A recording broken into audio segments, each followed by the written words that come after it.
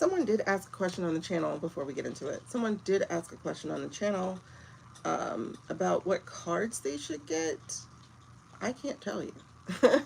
I can't tell you what cards to get. Like, this is your own personal journey of either learning how to read or whatever it is. My very first tarot deck was this deck.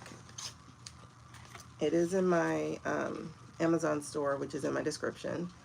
And I got it because, and I looked at a whole bunch of decks. I spent hours looking at a bunch of decks. And so I'll show you what it looks like. I had to get a little bag because I hated putting it in and out that box. So I love trees. Trees are knowledge, trees are life, and trees are community, right? So this is what they look like. It has the traditional Rider-Waite-Smith picture, but one of the reasons I went for it is because of all the keywords and things that are shared. Thank you guys for your likes and your loves. I appreciate it. Hopefully you guys can hear me. I will be switching to my headphones in a little bit, but I'm charging my phone. I don't want the phone to cut off on us. All right, so like for instance, this is a 3 of Cups. And so it does give words here, keywords for the upright position as well as the reverse position. It also gives the element. But one of the things that I liked that was really helpful in my journey of learning to read the cards is that, one, I didn't have to go to a book. Like, that was extremely helpful, that I did not have to go to a book. Because my very, very, very first deck of cards, I actually had, like, for 20 years until I lost them.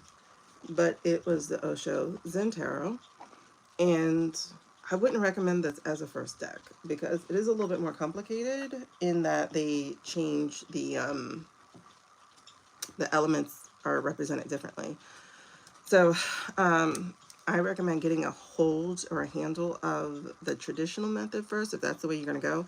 But there are other systems. Like, there's the Kipper system. I haven't practiced with that yet.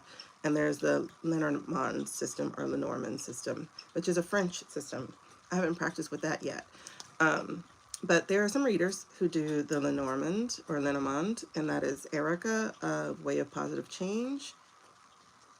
Nope, I think I said her name wrong. I mean, her channel wrong. Hold on. Nope. That might be Lori. Lori uses, I think she does all the different readings, but hold on. Erica Robinson's channel is in the Company of Cards. She does Lenormand.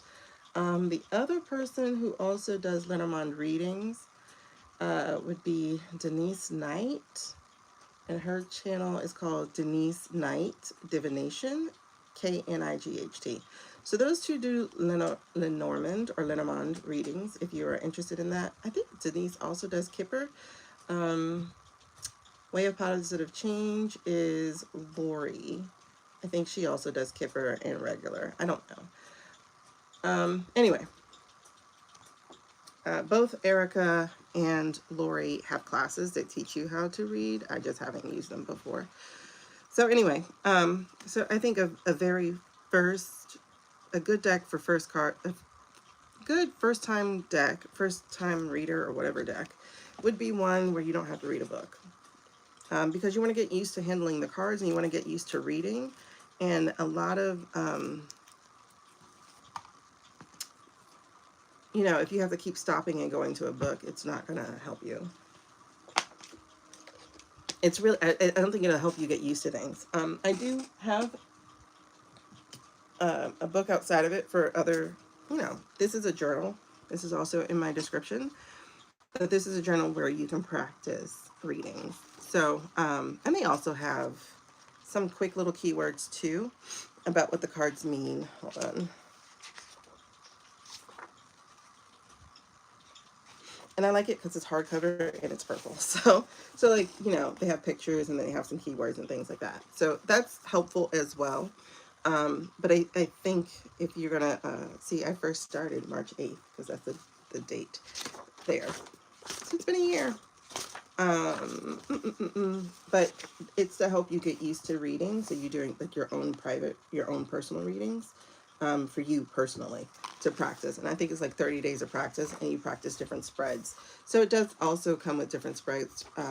Like for instance, this is the one card draw. So you would get used to doing a one card pull, right? And then in the back it has stickers, so you can put whatever card that was. So this is a good thing to practice. It's like get a deck where I don't think you have to. I think it's just better to get a deck where you don't have to go back and forth with a book. Okay, so you can start here, and then also understand that your understanding of the cards is going to expand, and it should, right? Because I personally am a storyteller card reader. So I look at the picture, and that gives me more information than just the words. And I think that's a permission that you have to give yourself to do as well. It's like not try to force yourself to learn 78 cards, because that's how many come in a typical deck. And I think that would be really good for having a journal to learn. I think would be a great way to do your own practice on your own readings. So again, one of the reasons why I chose this particular deck over all the other ones, one is that there was, it wasn't messy. I am ADHD, you know, autism plus ADHD together, and gifted, and trauma brain, and overwhelmed, and a single mom. Well, kind of. Used to be a single mom. I guess that was, that just slipped out. Okay, so, and going through perimenopause. So learning 78 cards was not for me. I was not planning on doing that, which is another reason why I went with cards that have words on it. But I also like the fact that it asks a question. So there's like a thematic question right here in this blue. And then it also has a quote. And those things help me also to start getting an idea of the theme of what the card is. The other thing I liked about it, this particular deck, is because, like I said, it wasn't messy. And other decks are messy. So like you'll see other like keyword decks, and they're just so messy. And so they clue you in by you seeing these colors. So blue for water, green for earth, red for fire or wand, and then silver for swords. And then you know it's a major arcana because it's rainbow. So I had a color-coded system, which worked as well. And everything was just consistent and uniform, and that's what I liked about this deck. So I like it so much, I had to buy another deck of cards. So my other deck is very, very, very, very worn. I had used these for over a year, and they're extremely worn. You see how worn they are on the back compared to the brand new ones. So I really like this deck as far as a beginner deck. And then, like I said, and it's pretty cost effective. Like if you go on my link there in the description, I think you can get these for under $10. So it's really, really, really cost effective.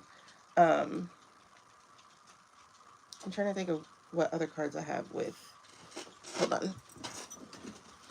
What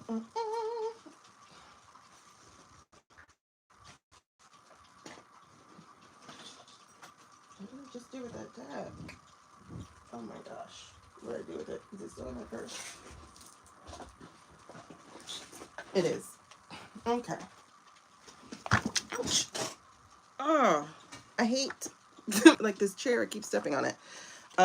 This is another beginner deck that I think is really good. And if you see it, it has like the, what is this? Composition notebook style. It's called the Doodle Tarot. I think I also have it in that link as well. It should take you to my shop. But anyway, so if you notice, it also has keywords here at the bottom. And so there's an upright and a reverse keyword. Some people don't read it in reverse. Like Libby, one of the readers that I started watching last year, and I consistently watch. She's the only reader I actually watch every time she posts a video. But she's a storyteller reader too, so it kind of like gave me permission to not deal with this. Hey Jade. Anyway, so this is another beginner deck, which I think is really cool, and he's like very artistic. So even these little stick figures, you know, they have expression. And so it's really good. It just doesn't tell you whether it's major or minor. Like you really can't tell too much if you're not used to the cards. So that's just something for you to work out, you know. But like for instance, that's the major. You see. So gonna find you another major. So they seem to be like, it's like, I guess hard to tell the difference if you are not familiar. But a major arcana doesn't say wands, swords, etc., even though they are part of the elements. So this is a pretty good beginner deck, and it's small hand friendly versus the other deck that I have there. See the size? So there's a size difference here. So if you have small hands, this might be a good one to start out with. All right. So this is a deck that I just got this past week. All right. So my recommendation then, if you're going to get a deck, is choose one that you like. I went with stories. I would look at all the decks and are they telling a story? Because the story adds to it. There's a reason why I use certain decks over different decks. So like I have the clays here. I have the blues, I call them. I really, really, really like these decks. They show up very good online, one. But two, they're just really clear. So I have the clays, I have the blues. I have my purples, which tend to be more female oriented. And then I have the mystics. These are more tree oriented. I love trees. But if you notice, like they have a story to them. They tell me something. They add to it more than just keywords. So, and sometimes when you're doing a reading, you're looking at them, some element of the picture might stand out. So like for instance, this is a 7 of Sword card. And you see the fact that he's walking with his head bowed down. So while he's stealing and he's being strategic, it almost feels like he doesn't want to in a way, because it doesn't feel like he's sneaking around. Whereas, let me see if I can find a 7 of Swords from the Rider-Waite. The Rider-Waite pictures are the same all the way across. So a lot of people are doing modern interpretation, and so this is the Rider-Waite's version. So this is the one I think that survived like over a century or something. So you see his scene more sneaking off, more, you know, like trying to get out of camp, like the, what they call it, the spy in the camp type of thing, like he's looking back and whatever. This one's not looking back. And he's walking past the camp, but he's like taking his ball, so to speak. He's like, I'm going to take my ball and walk away. And so I read by story. So if you are a I won't say a visionary, but if you are like a clairvoyant, because that's the other thing, I have other gifts, so hopefully you do too. And if you're a clairvoyant, then the pictures might trigger something for you. And, or if you're clairaudient, it might trigger something for you. You can hear something. So sometimes like when I'm reading and I get silent, I'm listening because I'm hearing something. Or if you see me like looking left or right, I'm getting a bunch of pictures. I'm starting to see something unfold. So it's really a personal choice of what deck you're going to get. As a first timer, I do recommend something that already has words, so you're not flipping through a book every single card. And I also recommend getting a journal so that you practice. And you practice on yourself. So, like, I bought this deck and I don't like it, so I don't use it, and I'll probably give it to somebody. I think I bought this by accident, honestly, because it doesn't give me what I want. First of all, they name things differently. So I think this is supposed to be the 8 of Pentacles, and he's working, but they added a word to it that, like, I don't know. I don't feel anything with these. So it's like, it says prudence, and prudence is it's a pretty good word, but I'm like, why are you saying prudence for this 8 of Pentacles, or 8 of Coins, or 8 of Disc, whatever people call it, in different decks? But, and then it's a watchmaker.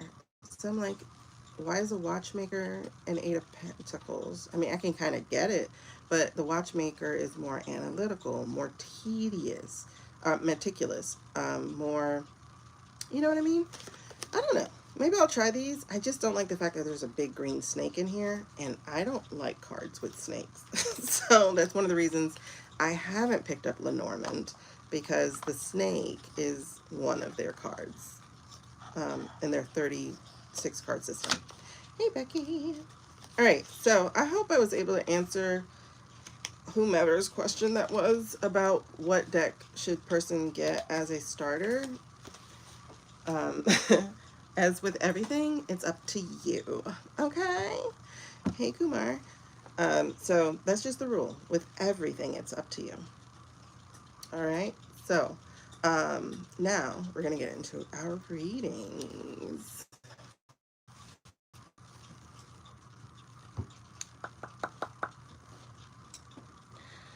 Okay, so chills. All right, perfect. We're going to start with Baron.